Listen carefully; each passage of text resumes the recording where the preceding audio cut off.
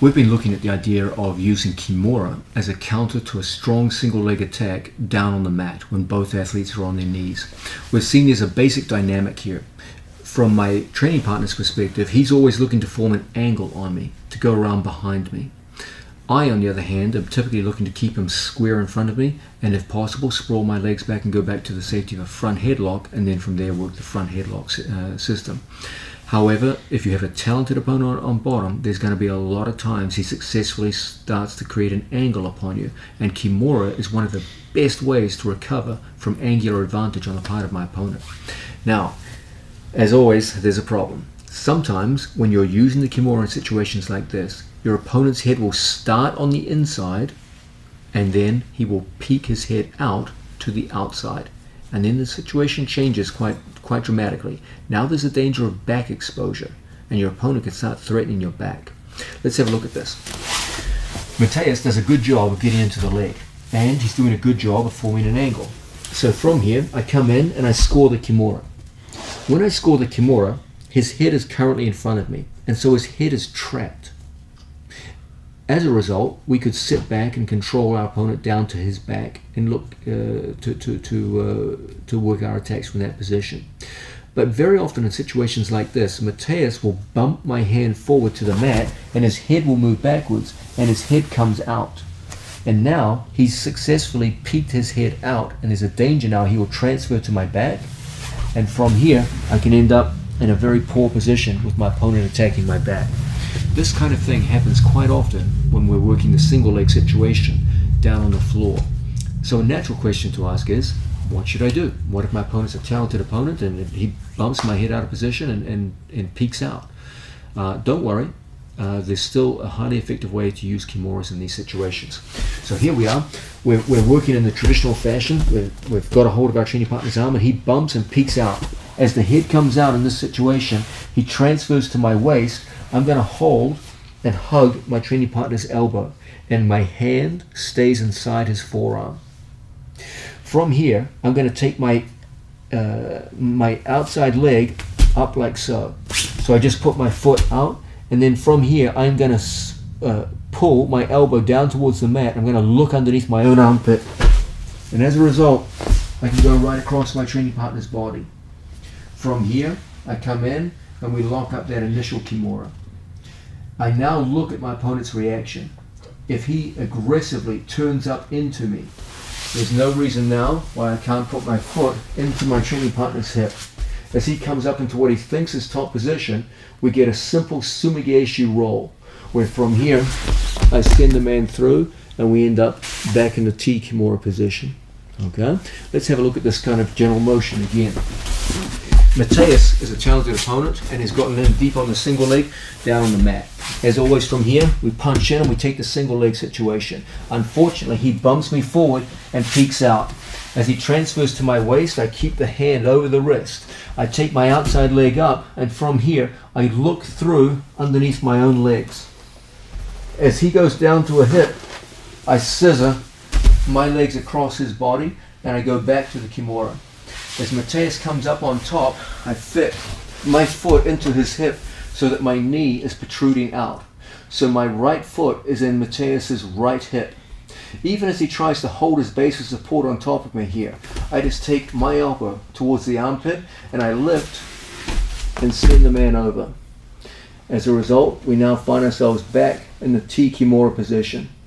As my opponent tries to get up, we know now there's 1,000 different ways that we can go on the attack here. Here's a simple one where we just knock our opponent back down to his hip and then scissor ourselves up and find ourselves once again back in the Kimura situation. So once again, my training partner successfully gets in on the leg. As always, from here we punch through, we take that initial Kimura, he peeks out, comes up to my waist, and from here I take his arm and I just bump my training partner straight on through. As he comes up on top into an aggressive hold on top, look how my right foot performs a sumigaeshi action. I push off my left foot, elevate with my right, and send the man up and into a nice pin on top. We can often use this kind of reaction to a peek out to rescue what could be an ugly situation as he approaches the back.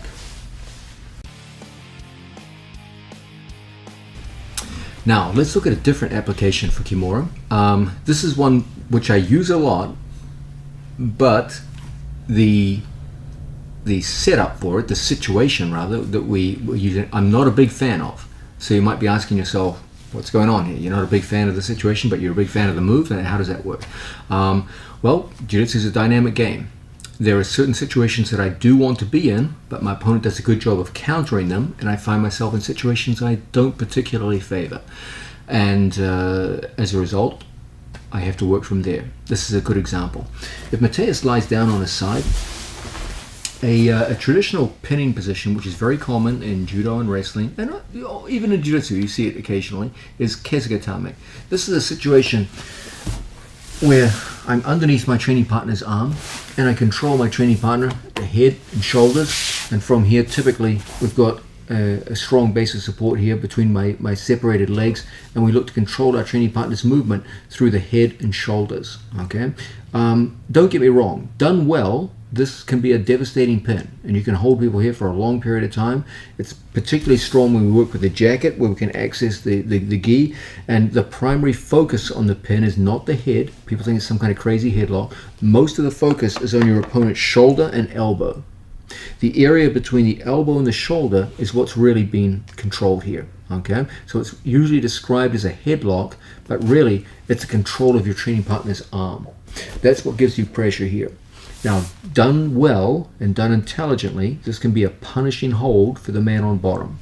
Done poorly, it's an invitation for disaster. As my opponent starts pulling his elbow in and I lose control of the head, there's a lot of back exposure here. Okay, so the general proviso we're going to work with is, as I said, done well, it's a valuable addition to your submission arsenal. Done poorly, it's not a good thing at all. So some people dismiss Kesa-gatame as a big strong man's move. That's a little unfair to the position. I've seen lightweights do very well with this. It's more about the quality of the man performing the move. If he has a good understanding that his primary target is head and shoulder, his shoulder and elbow, and not the head, he'll do pretty well with this position. My main gripe with it is it tends to limit the number of high percentage submissions that I can work with. And it can work well for short periods of time. You can set up some good moves from here, but I just think that if you're across someone's side, there's better pins you could use. And I think that's reflected in the modern sport of jiu-jitsu, where you don't typically see Kesa-gatame being used a lot by elite athletes. You tend to see it more in situations where you've just thrown someone from a standing position, where wrestling and judo both incorporate many more uses of upper body throws than Brazilian Jiu-Jitsu does. So you tend to see it more in arts where you're throwing people from a standing position down to the floor. Then you'll see a lot more Kesa-gatame work. Bear in mind, there are two main variations of Kesa-gatame. The traditional Kesa-gatame controls the near side shoulder and elbow and surrounds the head. Okay. There is also a Kimura Kesa-gatame where we control underneath the far shoulder. This one I like. I love this hold and often make use of it because there's very little back exposure here because you have the underhook in place. But anytime I just control my training partner on the shoulder and elbow, if things go wrong, they tend to go wrong quickly. Okay. Now, with that little proviso in place, let's start looking at why I end up using this position quite often. Well, it's because many people in Jiu-Jitsu are extremely proficient at getting underhooks with their far arm. They know that if I get an underhook here on my opponent, that's a good thing, and I can set up a lot of submissions and control my opponent very successfully. So very often when I'm controlling someone in a situation like this, they will swim through and start to take that underhook. When I see that, I will come across and catch just long enough to hold and control them. So even though this isn't a position that I would ordinarily go to as a primary move, I often use it in this context. So as my opponent swims through and starts to threaten my back, I'm going to surrender the head. I do that because I know the head isn't really the focus of control here. It's the area between the elbow and the shoulder. So I focus on controlling the elbow and I surrender the head and I go back to the shoulder. Okay? Don't worry, you didn't give up much. By giving up the head, you didn't lose a lot because the primary focus of the move is not the head anyway. Now, as Mateus starts to come in behind me, I take a step forward and I commit down to the mat. I'm looking to create conditions where my hips are higher than Mateus's hips. And from here, I come through and I start locking my Kimura. Because my hips are higher than his, it becomes relatively simple for me to go into a high leg action, where my two legs become weightless over my training partner's body. I'm simply balanced on the point of his hip. It's very easy in situations like this to now scissor my legs in one motion, and we end up across our training partner's side on the other side. Now, as we know from this general situation, we get that initial lock. You've done a good job of getting a position on your opponent, but you don't have a breaking position. The breaking position only occurs when we get to, as you probably guessed by now, the diagonal line of force. So from here, as Mateus puts a hand on my hips to stop me moving around, we're going to start by always sitting down and beating our training partner's shoulder. Now as we come back in the opposite direction, we focus on getting our elbow to the floor. We beat our training partner's shoulder, we step over our training partner's head, and we move all the way up to that idealized line of force. This means that by the time our elbow comes over to our training partner's elbow and we separate our legs 90 degrees, even the smallest pull on this pull dominant Kimura will generate great results. So once again, we'll show it from a different angle. Here we have a basic side position on Mateus, one of the most common positions in all of jiu-jitsu, and he does a good job of punching the hand through. Okay. From here, we switch off into a Kesa-gatame, focusing primarily on the shoulder and the elbow. So when he goes to move around, it's not so easy. People think it's easy to get out. It's done well, it's not easy to get out of this position at all. Okay, done poorly, it's easy. But if I focus my control on the shoulder and elbow, when Mateus goes to move out, it's not as easy as it looks. It's going to be slow. As he fights and comes out, I slow things down to a degree where I can go across the shoulder and bring my body so my hips are higher than his hips. From this elevated position, it's very easy for me now just to split my legs and balance on his rib cage. Now it's a fairly simple thing for us just to take our two legs across his body with a scissoring action and find ourselves in a position where now we can come up, beat the shoulder, step over our training partner's head, and then start moving back around towards that diagonal line of force. And then from here, we get very, very strong Kimura attacks. Okay? Done in this fashion, this movement out of Kesa-gatame will often create very strong Kimura attacks. Let's look at some other applications of the same move. From a situation where we go on the other side, we're here and we have a Kesa-gatame. Okay, we're sitting through, we're driving our opponent, controlling him like so, and my opponent does a good job of framing in front of my face and pushing, and now I can get his arm in here as an underhook, good, and now I feel, oops, I lost the Kesa-gatame, we're back into the regular Kesa-gatame. As we drive forward, we extend our leg and end up in a strong attacking position. As he starts to shuck my head forward, we lose control of the head. Okay, but we know the focus of control is the area between the elbow and the shoulder. When he goes to come up and take my back, it's not as easy as it looks. It's going to slow him down. Okay, as Mateus works hard to bring my body weight forward, there's going to be time to go forward and start exposing that arm. Now from here, we do what we always do and move across our training partner's body. There's that grip that goes over my training partner's forearm. There's the walk that takes me around the corner. There's the elbow going down to the floor. Now I bring my body all the way up to my training partner's head and shoulders. I step over my training partner's head. There's that line of force that we constantly talk about, and there's the finish. Okay, so there's a bunch of ways in which we can employ this Kesa-gatame position, not as a direct hold, because I believe there's better ways you can pin people, but as a transitory position when our holds are failing.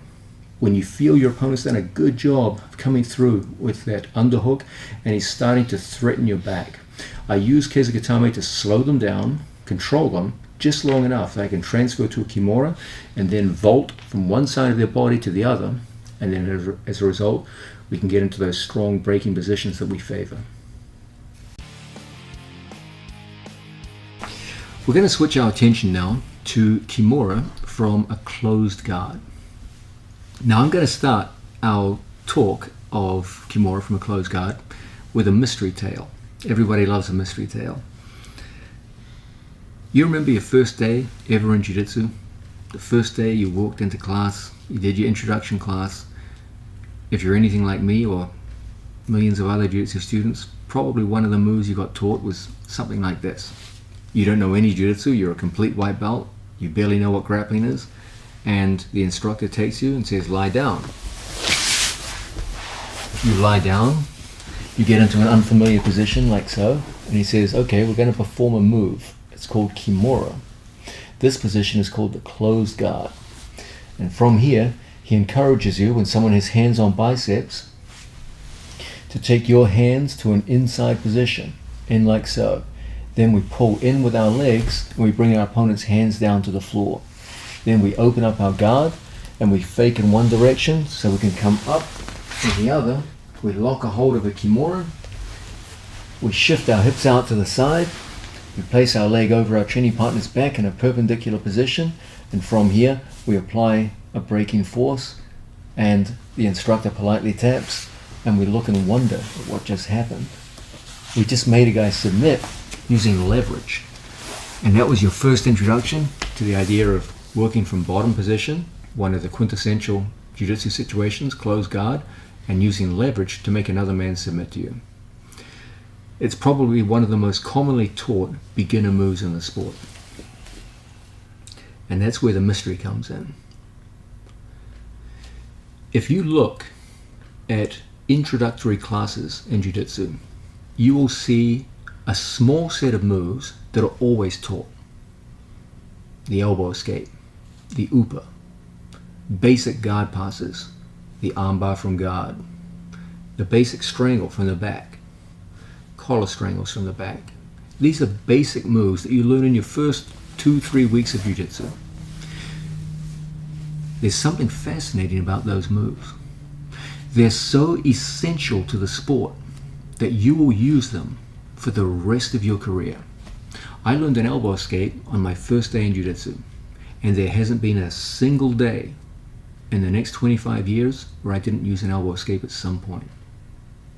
I learned a basic armbar from guard on my first day of jiu-jitsu, and there hasn't been a single day in 25 years where I didn't have some opportunity to fight for an armbar from guard position or bottom position in general, and at least attempt it, even if I didn't get it. All of those basic moves that you learn on your first day, we see them time and time again, not just in the gym, but in world championship level competition. You go watch the black belt world championships at the highest level, you'll see elbow escapes, you'll see armbars from guard, you'll see all those basic moves you see in the beginning, the most basic Toriendo guard passes, okay? Lapel strangles from the back. You'll see the basic moves of the sport used at the highest levels, the lowest levels, every weight division, every belt category, it doesn't matter. All but one.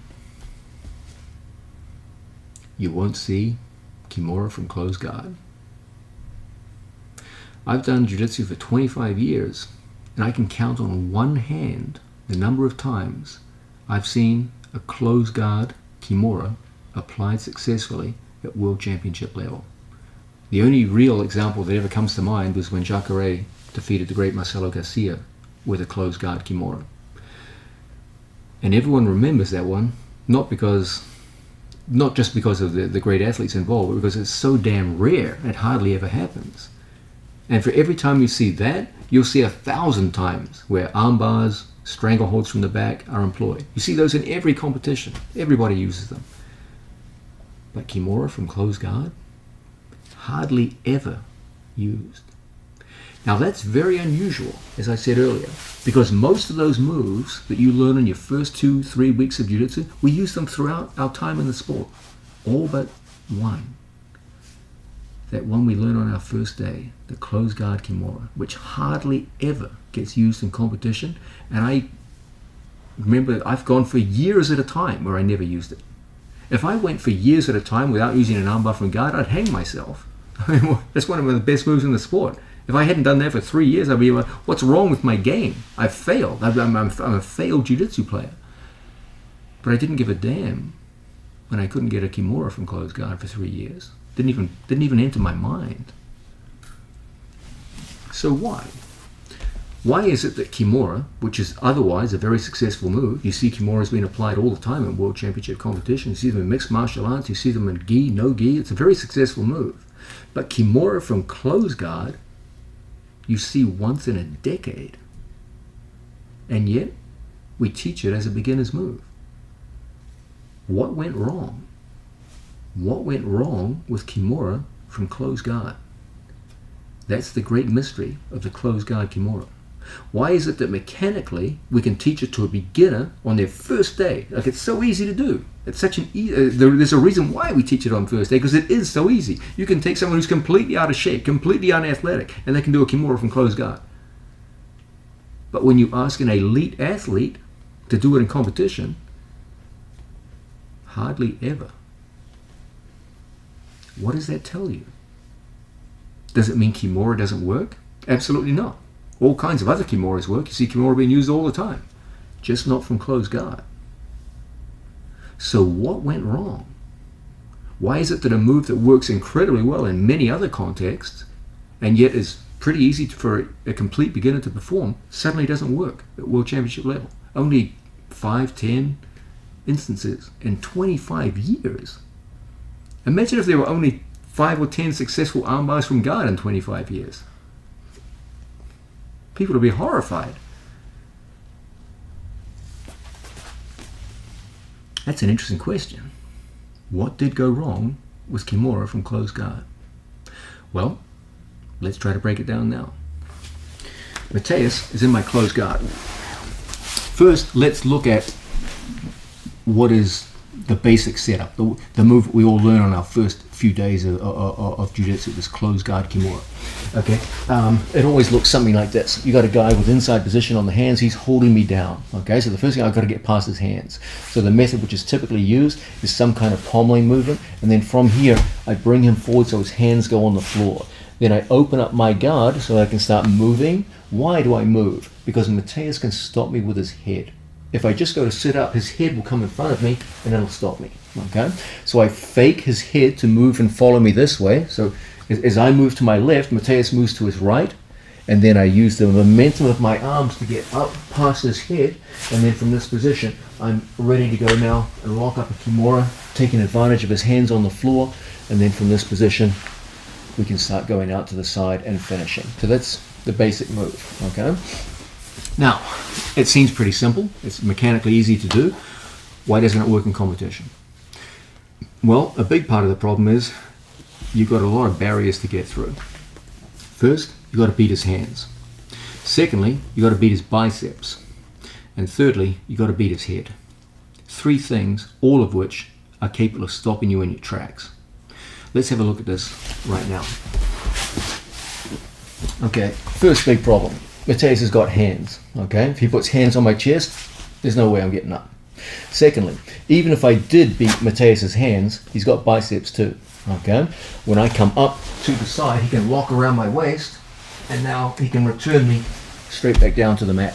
Okay, in addition, he's got a head, and if he's smart, when he sees my head move, he will follow my head with his head, and as his head follows mine and I try to sit up, his head will stop me in my tracks.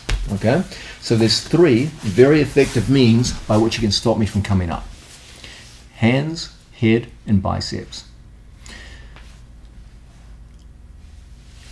The way I describe the mystery of Kimura tells you something interesting. It's not the Kimura which is ineffective. We know damn well the Kimura works just fine. In any other context, it breaks people's arms all the time. Coleman in mixed martial arts, no gi, it's highly successful. So it's not the Kimura which is not working, it's the setup which is failing. What we need to do is give close guard Kimura a better setup. The traditional momentum-based method of using the momentum of my moving body clearly isn't doing it. So what's a better approach? Well, that's what I want to coach you right now. The first method we're going to look at, I believe, is vastly superior to the traditional momentum-based method, where I use a moving body to try and whip my body up and lock on a Kimura. Speed isn't going to do it. You've got to go through 3 elements: hands, biceps, and head. And it's very easy for my opponent to make small movements, and no matter how fast I move, he can always push my shoulders back down to the floor. So a much better approach, in my opinion, is wrist control. Do you remember earlier in this video, we talked about the idea of whether I should use my thumb for Kimuras or not? And I tried to point out that when it comes time to break people, it's not that important. I've seen people's arms break with a thumb, and I've seen people's arms break without a thumb. But I do believe that the use of the thumb is very important when you're setting up certain Kimuras. This is a good example. When I get wrist control on my opponent from guard, I use my thumb. Let's have a look at the kind of results we can get. Okay, so we'll go the other way so people can see details. Okay, here we've got a closed guard. Mateus is covering my biceps, and as a result, it's hard for me to sit up on him. He's dominating the inside space. Okay, we're going to first get inside position. So we're going to pommel one hand at a time and start bringing hands inside. So now he can no longer dominate the biceps. He's much more likely to reposition his hands on my chest, stomach, pelvis, etc., etc.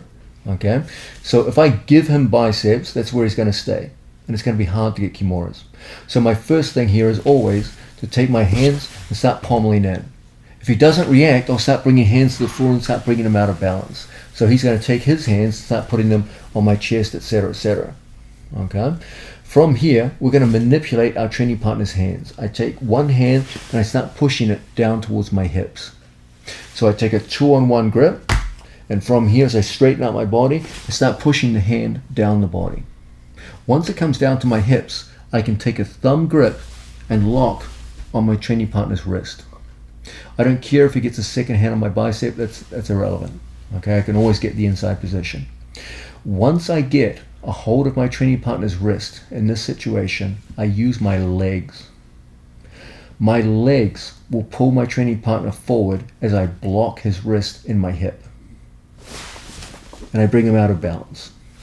The only way he can retain his balance is to put his right hand out on the floor. Now, this is where things get interesting. If I do this, what were the things that were going to stop me from sitting out? Do you remember what they were? They were hands, bicep, and head. If I take Mateus over my left shoulder and he puts his hand on the floor, his head is out of my path. It's over my left shoulder. It's not blocking me. Where's his left hand? It's controlled by my hand. Where's his left bicep? It's also by default controlled by my right hand. So if I were to open my guard and shoot my body out to the side, I could come up to an elbow and there's nothing in my path. His hand was controlled. His bicep was controlled by default, and his head was out of my way. Now he's got to reposition himself and come back. As he comes back, my hand goes in, and it's too late. We've got a hold of the Kimura. Once I get the Kimura, me personally, I usually take my thumb out, but you can stay with your thumb in. I leave that up to you. I've seen good results with both. Now, from here, I'm going to start moving my body back down to the ground, but I have the Kimura now. It's up to my opponent to start hiding his hand. He can hide it under his stomach. He can put it inside his own thigh. If he was naive, he might even grab his own hands, but I wouldn't recommend that here because I can off-balance him very easily when he does that. So most of your opponents will put their right hand on the floor, bring their head up, and duck their hand deep inside the stomach or their own thigh. Okay, those are their best options. So what we have to do at this point is learn to extract our training partner's hand. As Mateus makes his arms strong and resistant, it's hard for me just to get the hand out. Okay, so I'm going to focus on disrupting his balance. I take my feet inside as grapevines inside my training partner's legs. As he holds on tight, tight, tight with his hand, I will use that grapevine pressure to start destabilizing him. Then I take my hips off the floor, and as a result, we get the hand out. Now, this is where things get very interesting. A big part of our video series has been the idea that we want pull dominant Kimuras. This is where people get things wrong. They try to apply Kimuras with their head and chin in front of the elbow here. Like you can literally look at your opponent's elbow. And as a result, when I go to apply pressure, it degenerates into a push. As Mateus's head rises and he comes up, you end up with these forlorn-looking pushing Kimoras, where you're trying to push a hand behind the back. Okay, that will not cut it. As the head continues to rise and he comes back up, he will recover and get his hand back into a safe position. Don't try to finish with a push. What we want to do in these situations is from here, shimmy my hips out, watch my left leg. If my knee points up to the ceiling, you have condemned yourself to failure. Mateus, make a strong body like you're trying to come back up. From here, I'm going to invert my left knee so that the sole of my foot points at the ceiling. I take my right foot and I lock. Now from here, this is where we get the most important detail. Do you remember the theory of the shoulder line?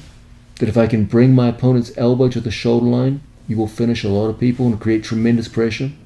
That's what we're going to do. I move my head away from Mateus's head. And now, there's the right shoulder, the left shoulder, and his elbow is right on that line. So we have 1, 2, 3. His two shoulders and his elbow on the same shoulder line. Once his elbow is on the shoulder line, from here I can use a pull instead of a push. I pull with my elbow and it's done. One last detail, I always take Mateus's elbow to my armpit. That completes the shoulder line. This means that any pull will create a braking force in a matter of millimeters instead of the traditional situation where you're pushing the arm for large movements and getting zero results. This is just asking for failure. So what I always do is I shimmy and watch how my left leg goes inverted. So when I cross my feet, I can now drag everything up to the shoulder line. Now, a pull of less than an inch can create a break. Let's look at this same movement from the other side so you can see my inverted knee. Okay, the big picture that I'm trying to coach here is that the traditional Kimura from closed guard historically has been a massive failure. Unlike almost every other beginner move in the sport, it is barely represented in championship fighting.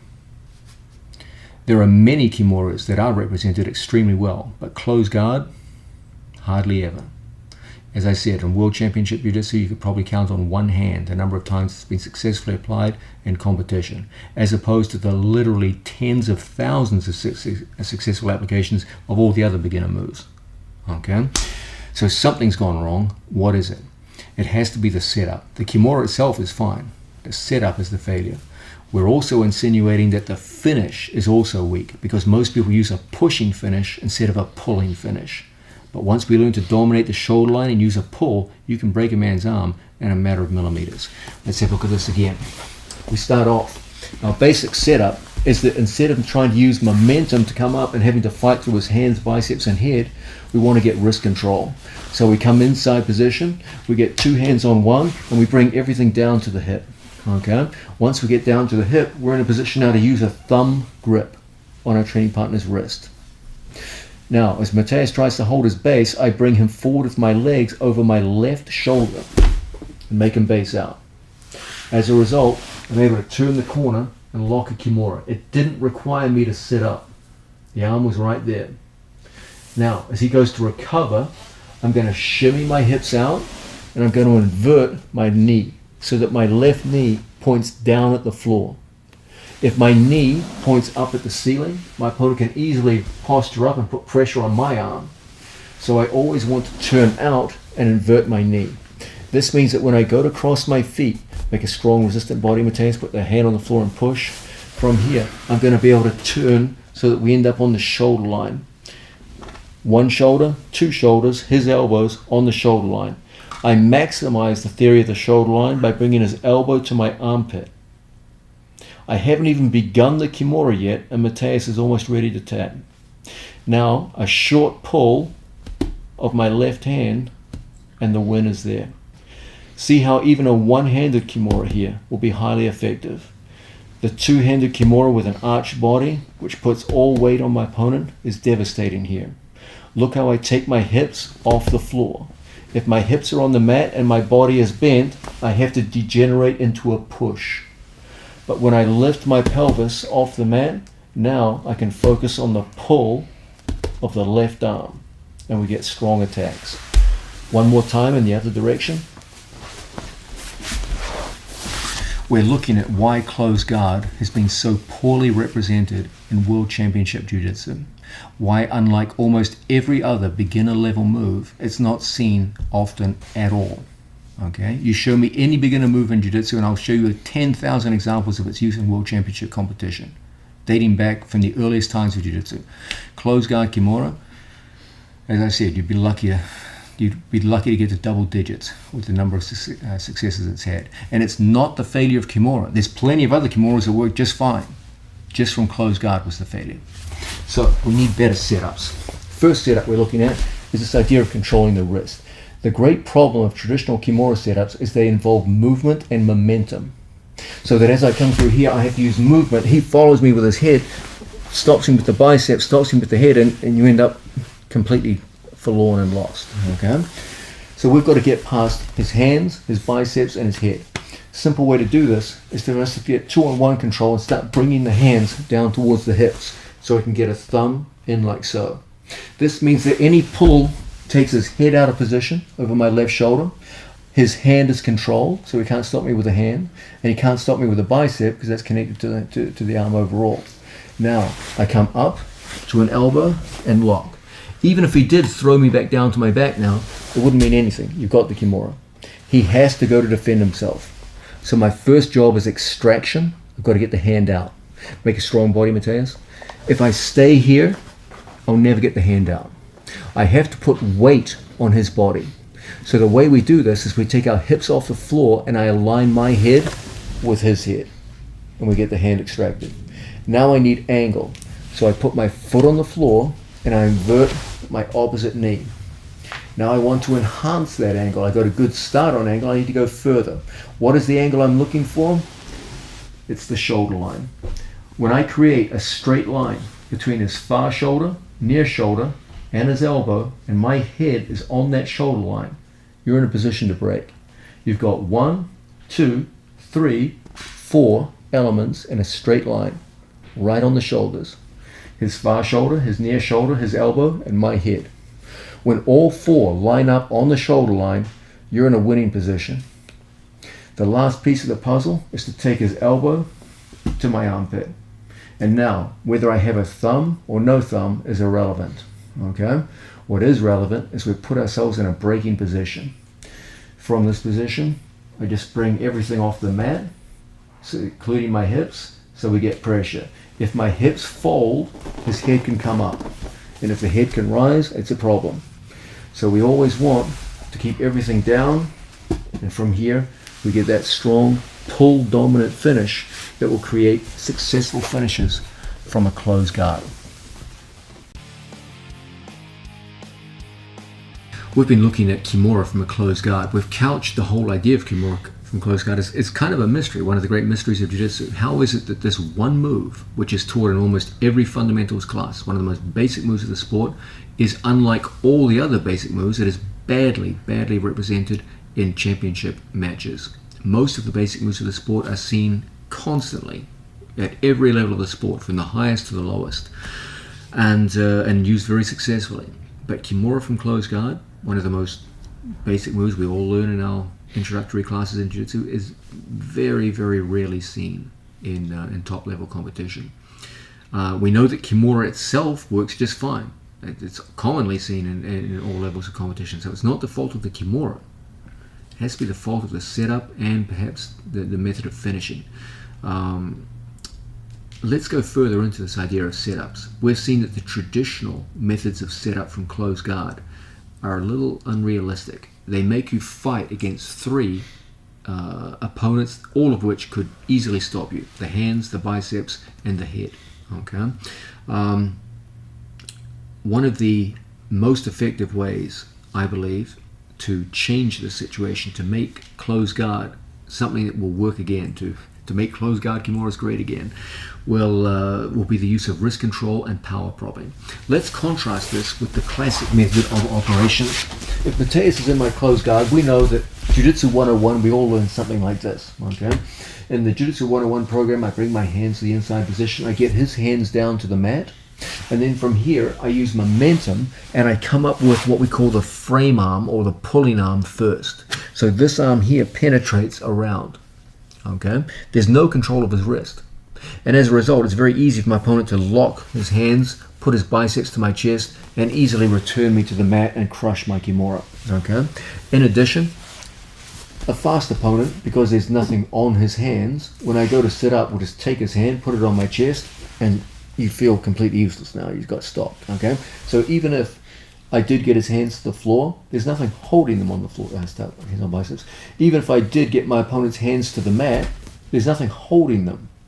So when I go to move, he just puts his hand on my chest and throws me back down, and I start all over again, okay? In addition, I've done nothing to move his head. So if I bring my hands to the inside position, his head is right there in front of me. When I go to move, his head follows mine, and I'll never get now to my Kimura, and the head flattens me out, okay? So his hands, biceps, and head can all stop me. There's nothing impeding his use of those three elements. What we want to do when we get Kimuras is, instead of using momentum and me coming up and using my pulling hand as the first entry of the Kimura, we want to use the pushing hand, okay? Now, the question is, how am I going to get my pushing hand here on his wrist, okay? One of the best ways for me to do this is to force hands down towards the mat. So very often from any kind of closed guard situation, once I get hands inside, I will look to get hands down to the floor. Now there's 1,000 ways you can do this, okay? If he has inside position, I steal inside position, and then from here I bump forward with my legs, I bump out with the hand. You know you're getting that hand down to the mat, okay? There's a million other tricks we can do. He starts off with hands on biceps. I can go through into a collar tie.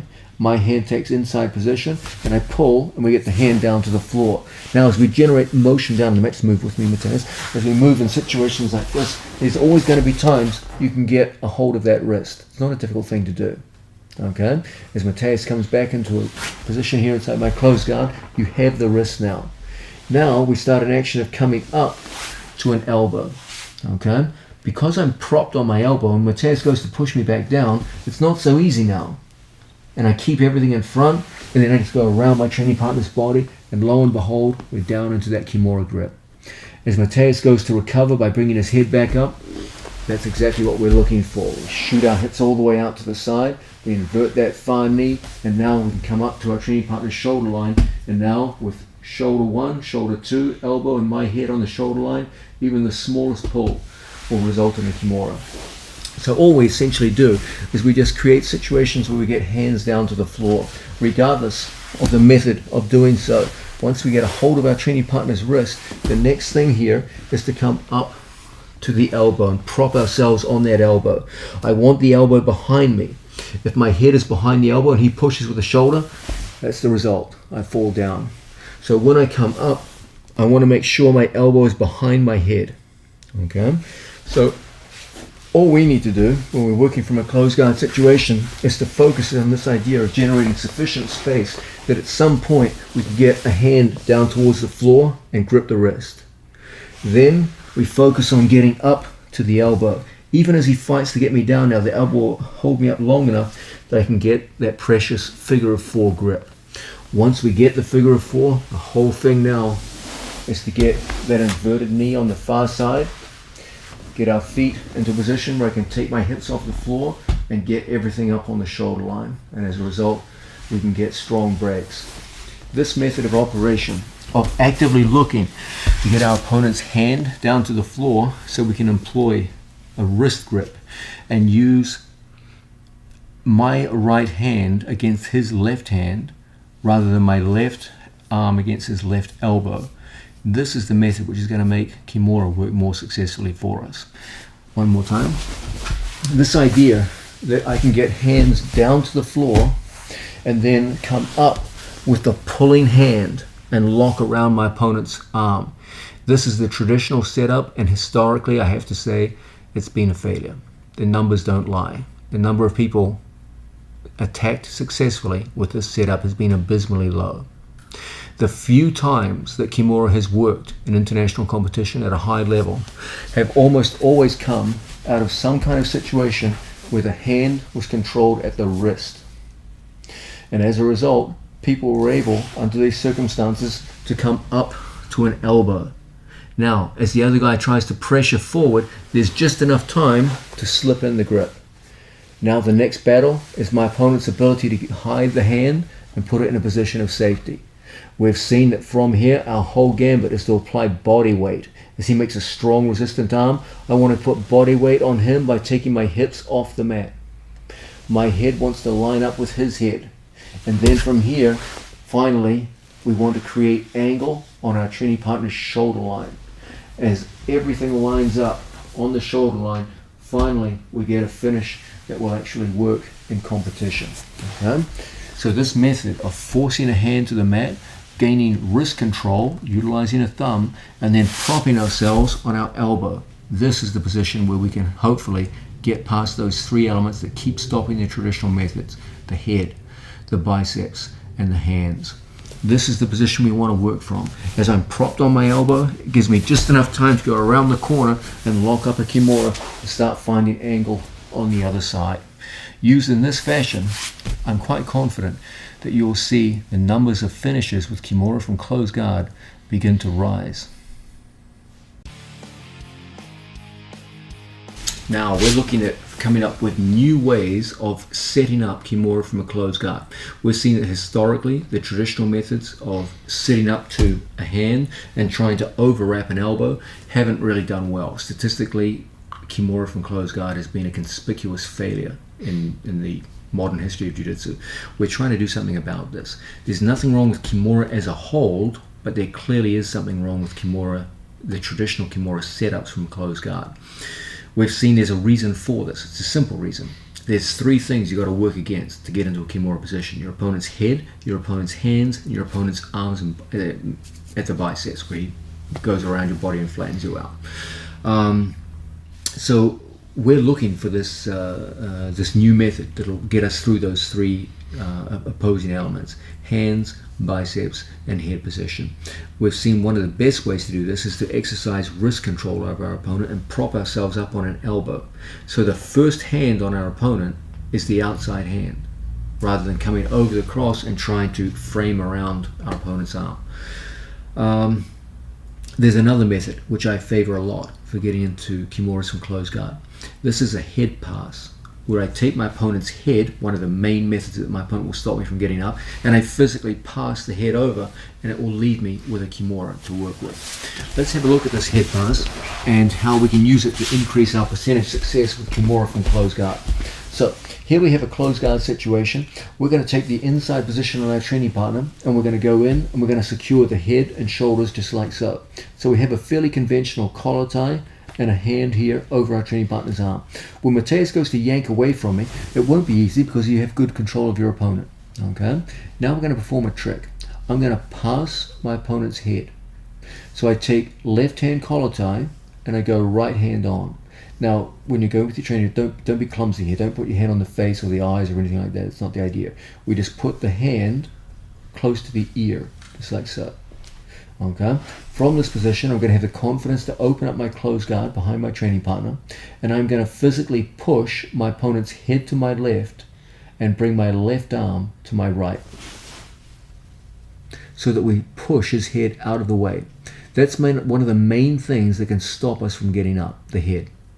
Now I take my elbow inside Mateus's elbow, and I go over the top with my left arm, and I lock what appears to be a hackneyed, butchered Kimura. Okay, where we just lock in like so. As Mateus goes to yank away from me, it's shockingly difficult. You just hold in here, and you've got a good grip. Now Mateus can stand up and posture and do all those things people do. I don't have a Kimura yet because I don't have the wrist, but I do have the arm. That I've got. I'm controlling the elbow. Now I start moving my body out to the side, inverting my knee, locking, and then I come down to the wrist in a conventional fashion. I'm a big fan of always working with the hand inside the thigh. So So I like to take myself up, and then from here I take my thigh over the top to help control my training partner's hand.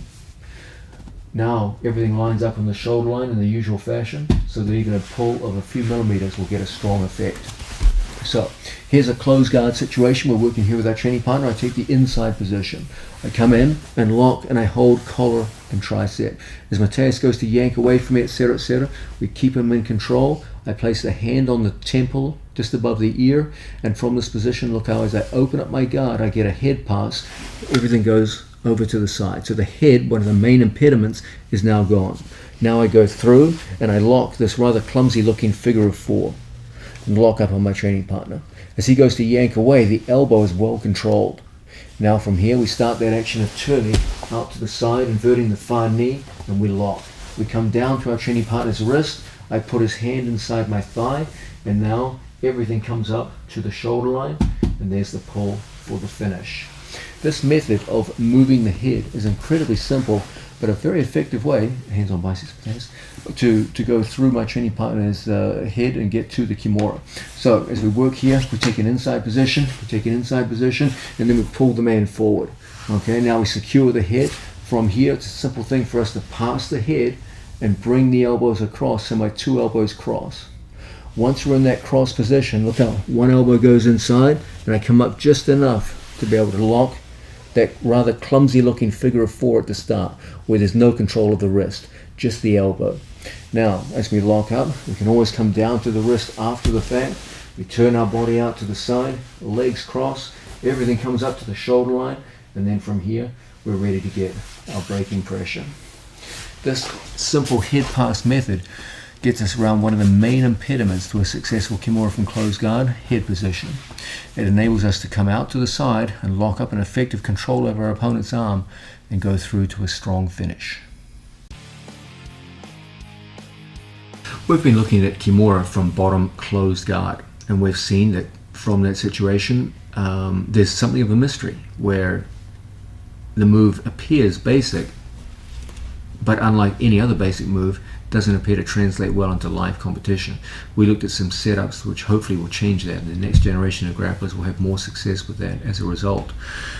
I'm going to switch topics now to Kimura from bottom half guard.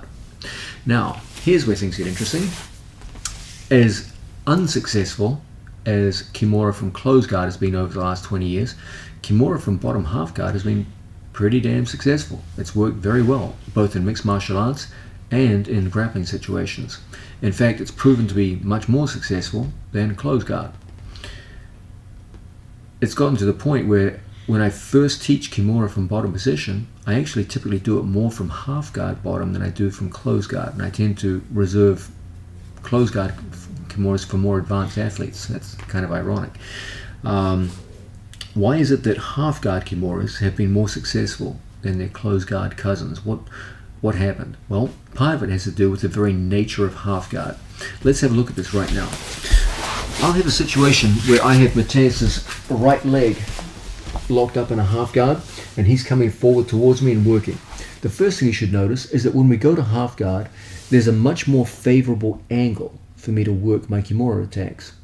In a closed guard situation, Mateus and I are almost completely square to each other, so I have to move a long distance to come up into any kind of Kimura attack.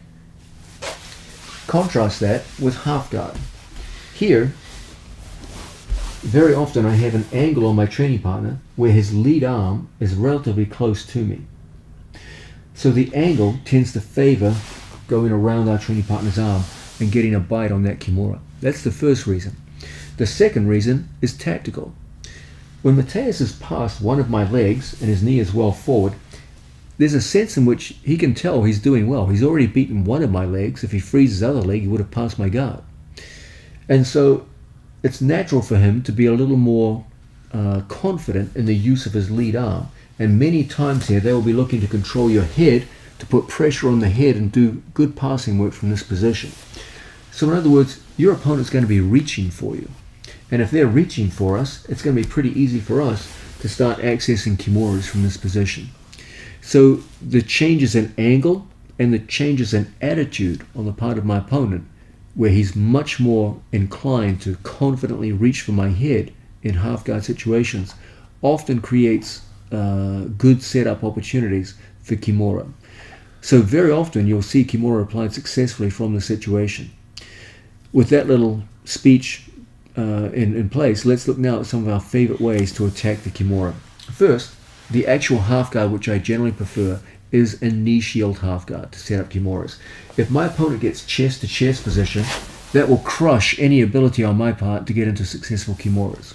So the first thing we want to do is prevent him getting chest to chest. So I'm going to take a shallow knee shield right here on the hip. Okay. If I had a jacket on my opponent, in situations with a jacket, I may well bring a much higher knee shield, and I'll use the combination of lapel and a reinforced elbow and knee to hold off with the knee shield. But when I don't have that jacket in place, generally I'll keep my knee shield conservative down here, with there's less chance of my opponent going into leg lock action against me. Now, as my opponent tries to come forward chest to chest, the knee in the pocket of the hip makes it very difficult. Now I take an inside hand grip. As Mateus comes forward with the head, I put my elbow on one shoulder and my hand on the other, so that my forearm goes across my opponent's shoulder line. As Mateus tries to bring weight onto me, we can hold them off quite successfully here. Now my second hand takes the inside position here, so that all the inside space between my left knee, my left elbow, my right hand, and my left hand and my right hand will completely tie up the inside space. As Mateus goes to fight forwards towards me, we can easily hold him off in place. I can monitor distance with that knee shield. From here, we're going to come up and establish some kind of wrist control and come up to the power prop position. I'm not going to go over the shoulder. I go away from Mateus's head. I go out here. And as a result, we're able to go around the corner and lock up the beginnings of a Kimura. Now, if I just fall down from this position, right here, his hand will go back inside his thigh, and you've got to fight your way out of that. Don't worry, we'll look at ways to do that later. So rather than just fall backwards, what I like to do here is bring my hips to his hand. I bring my hips to his hand. Now, when he goes to put his hand back inside his own thigh, it's significantly more difficult. And as a result, we can quickly get the hand behind the back. Now, you guys have been listening to this video long enough to know now that if you can get the hand behind the back, that's a huge advantage. That's a big advantage in any Kimura situation, okay? And that's always our ideal, to get the hand behind the back and go on the path towards submission hold. We know that posterior Kimuras are generally much easier to finish than anterior Kimuras, okay? When the hand's behind, even strong opponents become weak. Let's go back and have a look at this detail. We'll move back further from the cameras and look at some more details here of this half guard situation. So if we come around to an angle, okay. First, we've got to be able to dominate the inside space so that my opponent can't get chest to chest.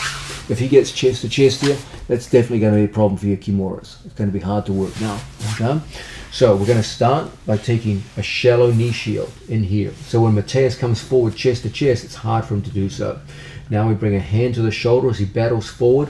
We dominate the shoulder line with elbow, hand, and my hand here. So the inside space is controlled by me. I come up, and there's the wrist. I shoot the knee shield through. I don't come forward into his head. I go outwards to his elbow.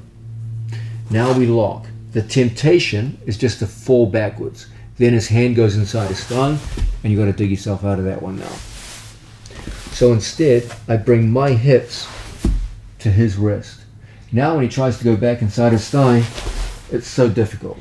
And we quickly and easily get the hand behind the back. Now, once we get the hand behind the back, things start getting really interesting. What I want to do is motivate my opponent to go into a forward roll that will carry me into a top position. How do I do that? Well, by creating a thread of a broken arm. I turn my hips, I bring my training partner's elbow right here to my armpit, and I apply a pulling Kimura, as we always do. Mateus has to roll over the shoulder upon which the Kimura is being applied. If Mateus was naive and rolled over his right shoulder, he would actually break his own arm. okay, and wouldn't get out of the lock whatsoever. Let's have a look at this again. Mateus rolls over the right shoulder, there's no reason why I can't just come up on top of him. So that's clearly not the right thing to do. Mateus has to roll over the shoulder of the same side as the Kimura. That's the only way he can roll out. As he goes to roll, I'm just going to put my two legs in the air.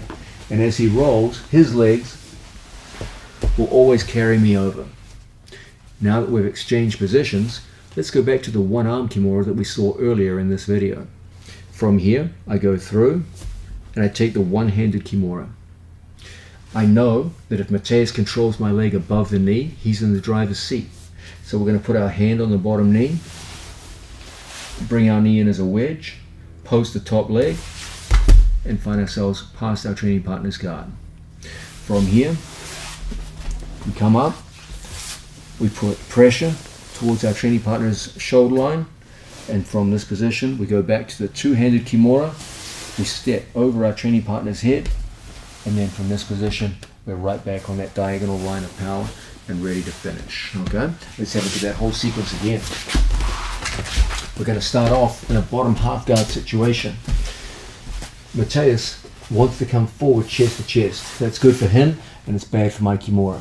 Okay, so we want to make sure we keep that shallow knee shield. As he tries to drive forward, we dominate the shoulder line, just like so. Okay, this is going to create situations where we can come up and control the wrist. I move outwards and lock up my initial Kimura. Now from here, I bring my hips to the hand rather than just fall backwards. As a result, when Mateus goes to pull everything underneath his own body, it's so difficult in the time available. Now he has to go into a roll over the same side as the Kimura. My legs go up in the air, and as a result, it carries me right over the top. From this position, we go underneath our own wrist, and we lock up the one-handed Kimura. We bring everything up to the shoulder line. From this position, I push on the bottom knee and bring my knee in. I push on the top knee and extract my own leg. From here, not a difficult thing for us to come up and start threatening our training partner's shoulder line. Once we get up into a position like this, we go back to the classic figure 4 hold on our training partner. Then we bring everything up to the traditional power line, and there's the finish from top position. Now we've been looking at bottom half guard Kimura attacks. Let's look at the conversion now from a half guard situation with Kimura, converting to a full guard and taking advantage of the full guard's greater protective abilities to go through into a strong finish. Okay, we've seen it when we start off in a half guard bottom situation. He wants chest to chest contact. That's always his desiderata. We always want to prevent that, so we bring the knee into this shallow knee shield situation. As Mateus goes to crowd me, we use this bar across our training partner's shoulder line to hold him off. So even if he drives hard forward here, it's hard for him to get cross-face, hard for him to work effectively. We're going to go outside our training partner's elbow. We would love to get his hand behind the back, but Mateus does a great job of quickly getting the hand inside his own thigh, and as a result, we are unable to work effectively here. Okay, now we're going to hit a one-handed Kimura. I'm going to come out onto my elbow, and we're going to curl our wrist around his forearm just like so. So I'm up on a base here, and I'm able to hold my opponent's body fairly successfully. I'm going to take my second foot up to my training partner's knee, and as a result I can hit a sliding action where my right knee comes in and blocks just like so. Now from here, as I sit down to the floor and shimmy my hips outwards, we get a good opportunity to go back into a Kimura. Even if he hides that hand in there, we know the general approach in these situations, keep the head up, body tucked in, is to put weight on our training partner. From here we invert our leg on the far side so we can cross our feet. We bring everything up to the line of the shoulder, and we're in perfect position now to apply a strong finish. Once again, we start off in a half guard situation. From here, there's that shallow knee shield, there's that inside position. As Mateus drives forward, we hold him off just like so. Now as we move him down the body, we go through and catch. Mateus does a great job of getting his hand into a position of relative safety, and for the life of me, I cannot extract the hand. Okay, no problem. I come up into a one-handed frame, and up onto my elbow, just like so. When Mateus goes to pull his arm free, it's not an easy thing to do. Got good control of the man here. Now I take my foot to his knee and I shimmy my hips back so that I can get my knee in the outside position. Now from here, we lock over our training partner's leg. Now I put weight over my training partner by lifting my pelvis off the floor, and there's the arm extraction that we're looking for. As Mateus tries to hold his base, we're always shooting our hips out, inverting the second leg, and as always from here, we bring everything up to the line of the shoulder, and as a result, we get excellent finishing pressure. In this way, we can unify the merits of both half guard and close guard. Close guard Kimuras are notoriously safe. Your opponent can't skirt around your legs and start countering and attacking you or any of that kind of business. But on the other hand, they're relatively difficult to get into in the first place. Half guard Kimuras on the one hand are very easy to get into, but present certain dangers once you've gotten to the Kimura. Your opponent can counter you. Here, we start with the idea that it's easier to get into a Kimura from half guard, but it's safer to finish from a close guard. So we took the good points of both half guard and close guard Kimuras and mixed them to get a successful finish. Now, we can often use our feet to elevate and move our opponent in ways which will set up some interesting Kimura attacks from bottom half guard. In a situation where we have the knee in, just like so, and my opponent comes forward and crowding me just like this, we've seen that we can come out and start to lock a Kimura, but unfortunately our opponent will always put his hand into a strong defensive position. Ultimately, anytime I get a Kimura, there's a simple battle here. I want the hand behind the back to maximize my effectiveness, and my opponent wants to keep his hand in front of his body to maximize his safety. Here, he's done a good job of doing exactly that. He's reinforced his hand inside his own thigh, and as a result, it can often be hell to get that hand out.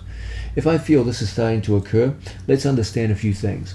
If my opponent puts his left leg out wide for base, that's going to make it really easy for me to extract the hand. So that's not really something he can do. He's got to close the knee down. Okay? I can take advantage of that.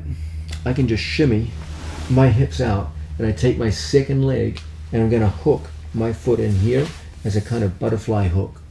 Once my foot comes in as a butterfly hook, I'm going to start a lifting action. As Mateus tries to hold his base, it's incredibly difficult. I take my right foot, I drive off that, I look down at the floor, and I tilt my training partner down to the mat. And as a result, we can go on through and end up in a good position to get a nice side Kimura in place. We know now the basics of any side Kimura come down to the same thing.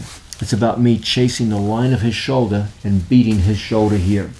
Once we've done that, we're up on our training partner's shoulder line. It's an easy thing to control the head and then push everything down so we end up directly on the power line and ready to go with a nice strong finish. Let's have a look at that again. We'll demonstrate this time facing the opposite direction. So we start off, as we have the whole session, with this knee in a good position. As Mateus comes driving forward, we've got that initial control over his upper body. Now I come up, lock. Mateus does a fine job of hiding his hand and reinforcing it on the inside. Now I'm going to shimmy my hips out. From here, my foot is locked over my training partner's heel. I'm going to take my foot in here as a butterfly hook. Okay. Now I drop my foot like so. I start a lifting action and I bring my second foot free. From this position, I focus on a simple lift that drives him over. From the driving position, we come over and across the other side. I give a quick pull, put his hand down to the floor, correct myself, and we end up with our elbow on the mat. Now I start walking around to my training partner's shoulder line. I step over my training partner's head and reposition myself right there over the power line, and we're ready to finish with a very strong Kimura. Let's go back to the basement now, looking at entries and grips to go into Trimora, the hybrid between triangle and Kimura. In order to get into this move, we need to have effective grips upon a resisting opponent. We're looking at our favorite setup situation, which is a seated butterfly guard. From here, Brian Glick has a grip inside my bicep, and we're controlling him at the elbow, and then the opposite hand comes across and controls the top of the forearm at the pit of the elbow. As a result, we get a tremendous 2-on-1 control over our opponent's right arm. And from there, it's an easy thing to throw legs into place and lock up an initial trap triangle. Then we make the adjustment out to the side, inverting the far leg, and as a result, a very strong Kimura attack. The idea behind this is your opponent starts off gripping and takes an inside tie with his right hand. We go in and control the elbow and then come across, so we have two hands on one arm. When our opponent goes to pull away, it's a very difficult thing indeed. With the arm trapped, it's relatively easy to kick our legs over into a trap triangle, then find an angle, invert the knee on the far side, and from here, when we cross our ankles, you have great control of your opponent's head and shoulders. When he tries to defend from this position, he finds it very, very difficult indeed. Everything's lined up on the power line. You'll see our opponent's elbow is right in line with his shoulders, and as a result, tremendous finishing pressure.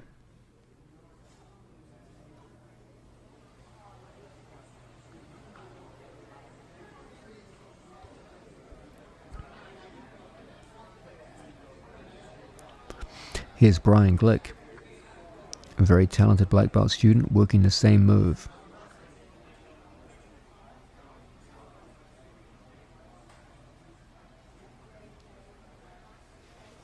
Here we are back in the basement working grip entries into Trimora from a seated butterfly guard. That's almost always where we begin triangle action in training and in competition. We do have many entries from closed guard, but as a typical rule, we often favor seated guard entries. The mobility of a seated guard makes it very, very easy to get into trap triangles and work either Kimuras or strangles. Let's look at a situation now where our opponent takes a collar tie on us. We're going to take what we call an over tie, where he takes a right-handed collar tie and we go outside and over his collar tie and hold with our left hand versus his right hand. At the same time, our right hand comes through underneath and seizes our opponent at the elbow. So one arm is well controlled, and as a result, we get a very easy kick through into a nice triangle entry. From here, you could, of course, hit a basic triangle, but we're interested in Kimura right now. So as our opponent starts defending himself from the initial triangle stranglehold, we make a shift now to the Trimora and apply Kimura pressure with a trap triangle locked around our opponent's head and arm. Once again, our opponent comes out and takes a collar tie. We over tie in response.